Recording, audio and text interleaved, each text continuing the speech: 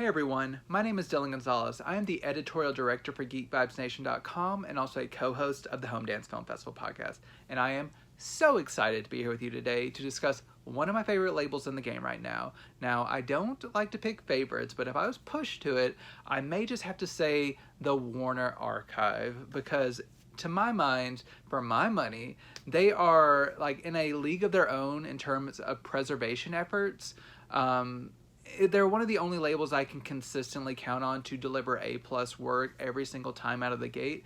I think there's been only one or two times where I've maybe given it like a B+ instead of an A, but pretty much every single time they come out with something, you can tell that it's something that they've taken the utmost care to give a fresh remaster, clean up all the dirts and scratches, have running at a high bit rate, that no like digital noise reduction or anything like that. It's just like pure quality cinema, and they make my heart sing, and that's why they're one of my favorites. So, and a lot of times they have such a vast archive with like some RKO pictures, MGM pictures, and just like their own Warner stuff and other outliers here and there, that they're always releasing stuff that even like I've never heard of, but then I watch it and I fall in love.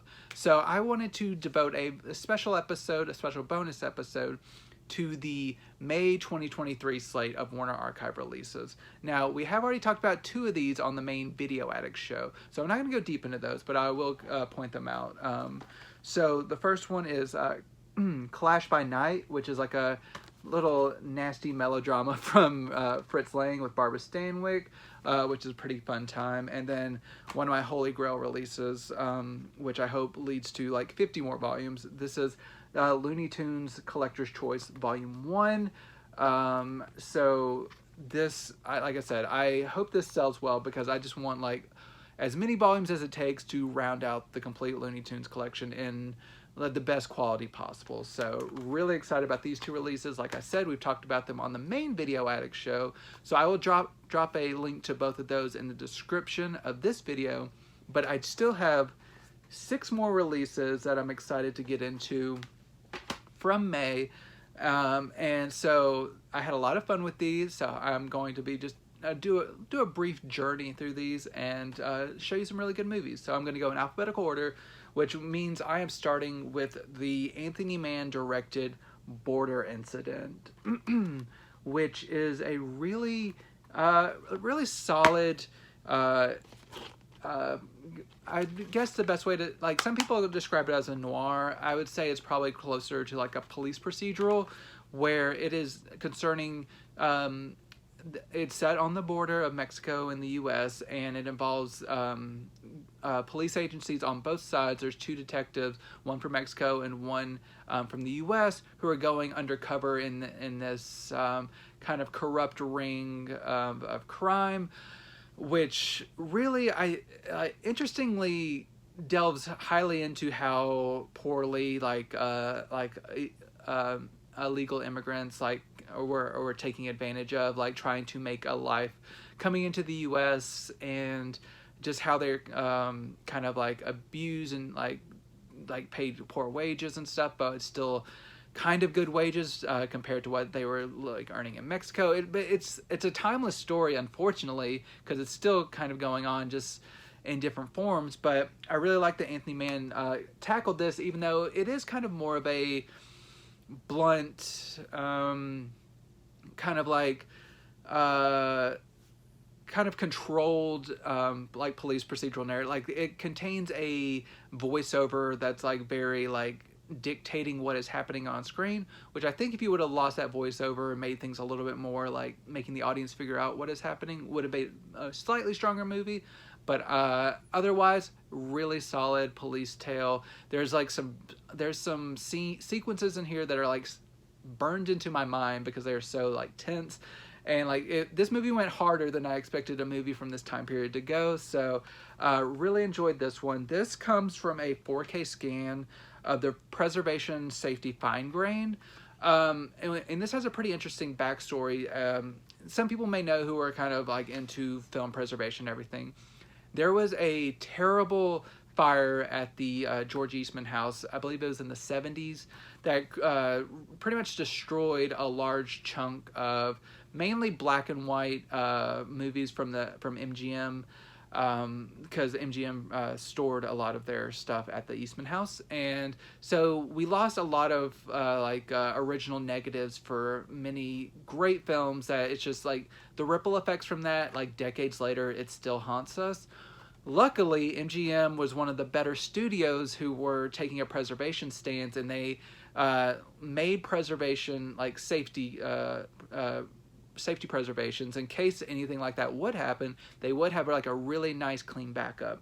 So this comes from the preservation safety fine grain, and it looks really solid. You probably wouldn't even be able to realize that it's not from the original camera negative. There may be like subtle signs of softness here and there, but this is a really top tier representation of this movie. Really nice contrast levels, no black crush, no compression artifacts. It's just a really nice looking transfer. The audio has been restored as well, and there's not a lot of strain in that either. It sounds really great. And this comes with an audio commentary from a film historian, which really you don't get a lot of those from Warner Archive releases unless they're ported over.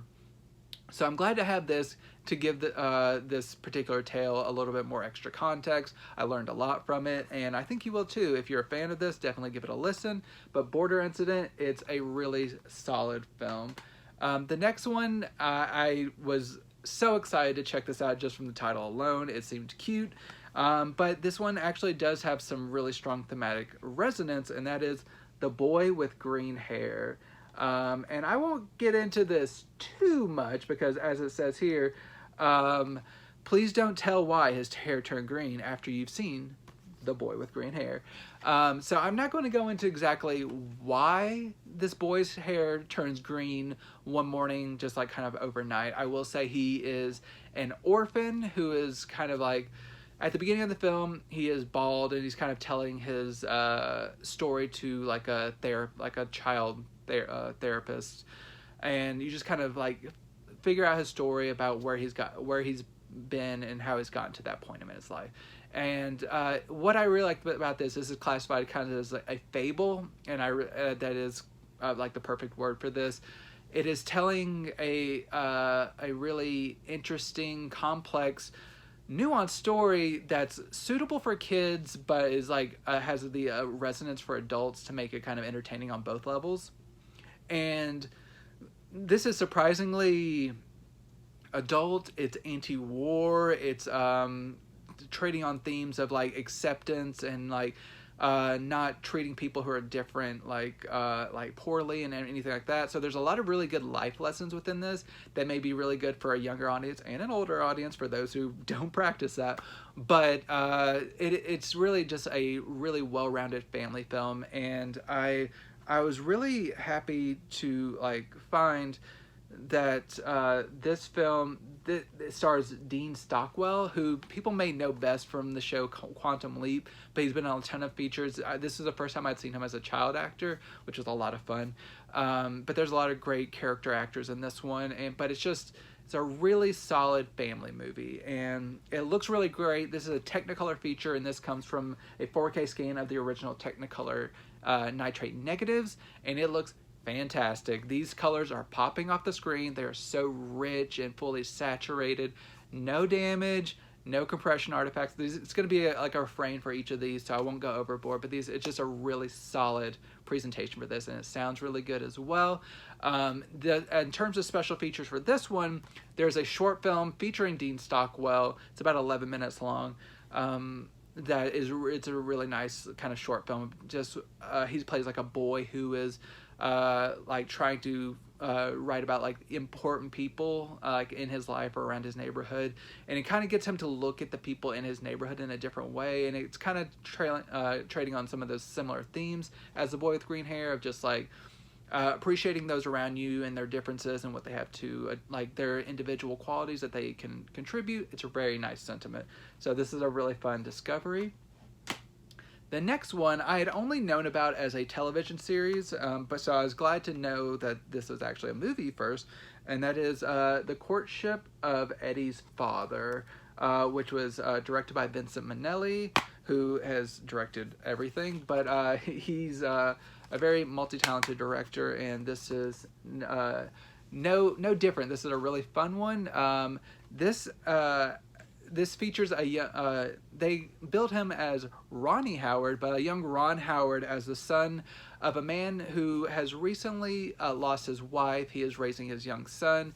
It's not a complete like, oh, I'm in over my head. I'm a father. What do I do? How do I take care of my son? There's a little bit of that, but it's more on like a personal reserved level of just like, this man is taking care of his kid. He does have like a live-in housekeeper, but he just kind of like, he knows that he wants someone around for his son. And this movie is kind of just like a series of people coming into his orbit that you think like, is this the person who could possibly be his next wife? And there ends up being like, narrows it down to like a core 3 women. One of which is Shirley Jones, who is lovely. He plays like the next door neighbor who is friends with his wife and is really good with his son. And then you have like kind of like the out of town sex pot who's not like, she has kind of her own neuroses, which I found very endearing, and like she's a really lovely character because she's not just like the mindless bimbo. She's like actually really smart and has like insecurities, but she's like a smoke show, and she's lovely. But then you also have like a third lady who is kind of like reserved but like very independent, which in a way that I really loved. Like she's a woman who like one of the early things she says is like she wants to find a man who will respect her on the same level as can find the same mutual respect. So like trading on a relationship of mutual respect, which I found very progressive for this time period especially. Like she's a woman who just wants an equal partner, which I found it's just great. So there's a lot of really complex women in this that I really love. And then yes, Glenn Ford, he plays the Eddie's father, and he does a really great job as well. But it is really the women in this that really kept my attention, and just I think all of them just had their own unique sensibilities that I really was drawn to. But this is a really great movie. It's a little long at about 2 hours, but I wouldn't say it's overly long. There's maybe just a few stretches where like it fills its length a little bit, but overall really solid, like mixture of comedy and drama. Like it's like laugh out loud moments with like some heartbreaking moments. It's just like the perfect mixture, which I'm always kind of looking for. So it's really nice.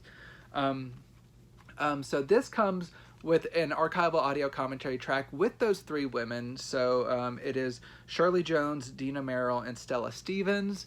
All of them have like really crisp memories of their time with like on set with these actors, like what they were thinking about their characters, how they relate to them and everything. It's a really great commentary track, highly recommended. And then this also has a Tom and Jerry short in high definition, which is really fun. It's a really good one. It is called Penthouse Mouse, and it's pretty solid. So this comes from a 4K scan of the original camera negative. Looks fantastic. This is a really bright, vibrant movie. It really pops off the screen. No damage, like I said. Like for others, no, it keeps up, no damage. Really solid audio. The original 2.0 mono. Sounds really great. So my next one is one so thrilled when it was announced. Because I love animation. I talked about Looney Tunes earlier. So I was thrilled to see them, Warner Archive announce, hey there, it's Yogi Bear, which is the first Hanna-Barbera feature-length film featuring Yogi Bear and Boo Boo and everyone, the Rangers. So here's the disc art. So I'm always craving more animation from Warner Archive because they usually, like, pretty much always do a great job. They've done a lot of great Hanna-Barbera stuff, like Josie and the Pussycats, Herculoids, just all kinds of great releases that I pick them all up. Pick just anything you see animated from Warner Archive, just go pick it up. You won't regret it. But this film, it's been a while since I've seen anything Yogi Bear related, but I've always kind of enjoyed the character for who he is. And this is no different. This is just kind of plays like a extended episode, but in a really good way. There are some slower moments that kind of like, it only runs like a little under an hour and a half, and there are moments where you feel its length, but overall it keeps your attention and keeps things escalating pretty like in a fair way. And then there's some moments broken up with songs and everything. So basically the story of this one is so Yogi Bear he gets himself into a situation where Cindy Bear and Boo Boo thinks he is being like shipped off to San Francisco, and Cindy, who is kind of love struck at this time, wants to follow Yogi and gets herself sent off to what she thinks is San Francisco, but is actually in a totally opposite direction. And then Yogi, who's been pulling a fast one, him and Boo Boo have to go save Cindy, and then hilarity ensues and just hijinks and all that stuff. There's like some characters that look very similar to Dastardly and Muttley, but is not Dastardly and Muttley, because there's a different name. They call the dog a different name, even though he was like chuckling and all that stuff, but very close to Dastardly and Muttley. But I really enjoyed this narrative. It's not like an all-time classic. It's not like your Disney's where it's like a bedrock of modern animation, but it is a fun time. If you like Yogi Bear, you will enjoy this feature. He's just he's a specific taste, but he is to my taste, so I do love him. This comes from the 4K scan of the original camera negative. These colors look amazing. But what I really appreciate about this compared to some things from like the main Warner line that I've noticed recently compared to that, this retains, like, there's no DNR or anything. This contains all the nice, natural, rich film grain. So you don't have anything scrubbed away. All the kind of like little quirks of the original animation are still retained, but in a good way. You wouldn't want these like kind of little details scrubbed away. You want this, the original animation to be preserved in its like best format. So they do that, and there's also a short that, or a featurette, or better, a special called, I want to get this right, Yogi's Birthday Party, which I think it kind of functioned as like a series finale to the Yogi Bear show. I think it was kind of a send-off. It's like a full like 30-minute length special that's also been restored from a 4K scan of the original camera negative. It looks really nice. So if you're a Yogi Bear fan, this is a really nice release. I hope it leads to a complete series Blu-ray release from the Warner Archive of the Yogi Bear show. Fingers crossed, but this is a good first step. So if you're a fan, definitely pick that up. My next one is a Best Picture nominee, and that is King Solomon's Mines, which is a pretty fun one. It stars Deborah Kerr and Stuart Granger. So here's the disc artwork. So this one, it's like an Alan Quartermain adventure. Kind of the best comparison I can give is like kind of like a prototypical Indiana Jones character. It's like a woman comes to like a daring gentleman and asks him to go on an adventure to these dangerous lands to find her lost husband, who is like off trying to find some treasure, and danger ensues and all kinds of like African adventures. And while this isn't my favorite of the bunch, it is a really solid adventure, and I really like that they actually went to Africa to film these scenes, because it adds a lot of like texture to this movie that keeps it from just looking like, oh, this was shot on a backlot, and like it's kind of like it's not nothing, but like the actual shooting on location really brings so much to this. There are some moments that I find very lighthearted and funny. There's especially an exchange after the main woman in this cuts off her hair, and she's like sitting by a waterfall and trying to communicate to no avail with Stuart Granger's character, and like there's some like misunderstandings that I found pretty funny. There's like a very fake looking spider that I find very charming in like an old school way. If you like kind of like dashing adventures, King Solomon's Mine's a pretty fun one, and I recommend it. This one comes from a 4K scan of the Technicolor negative, so it's a really colorful, like beautiful transfer. It looks really nice, restored audio. And this comes with a 10-minute making of featurette, which had like a really like a lot of cool on location footage of like production vehicles trying to like make it through like rivers in Africa and like making these treks and meeting the people and everything. So there's a lot of really cool behind the scenes footage in that featurette, which I would highly recommend. So King Solomon's Mines, really fun adventure.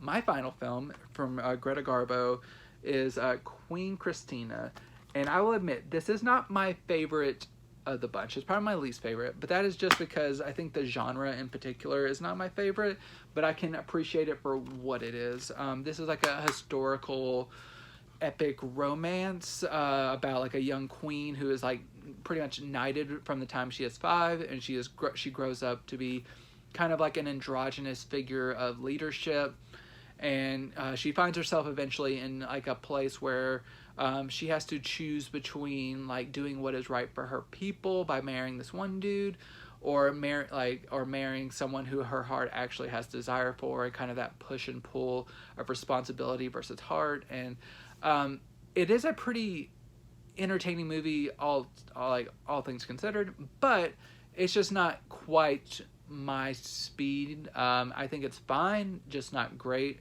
I think Greta Garbo is fantastic, and all the other actors are pretty solid too. I actually didn't really find like John Gilbert or any of the other like men in it like super charismatic, which maybe someone like maybe like an Errol Flynn or something would have elevated kind of the male counterpart side of things, because he did the same in Private Lives of Elizabeth and Essex. But where we are with these men in this movie is not up to what I exactly wanted from it, but it's fine.